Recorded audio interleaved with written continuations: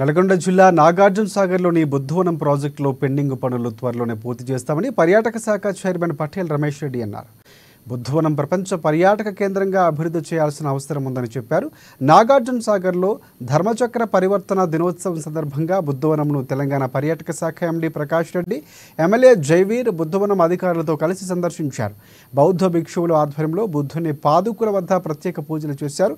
తెలంగాణ రాష్ట్రంలో గొప్ప పర్యాటక కేంద్రంగా నాగార్జున సాగర్ను అభివృద్ధి చేస్తామని ఎమ్మెల్యే జైవీర్ రమేష్ రెడ్డి తెలిపారు.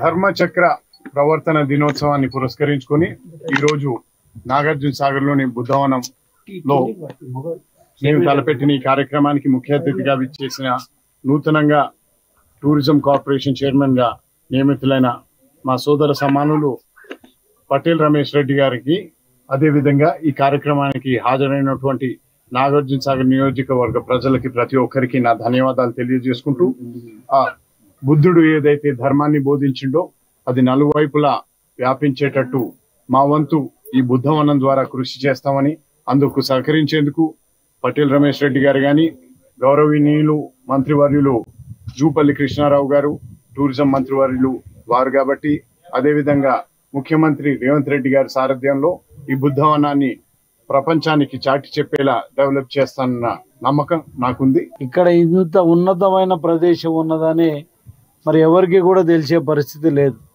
కాబట్టి దీనిని ప్రపంచవ్యాప్తంగా కూడా ఒక కొత్త రూపంలో అడ్వర్టైజ్మెంట్ చేసి మరి ఇక్కడ ఉన్న వాళ్ళందరూ కూడా ఈ ప్రాంతానికి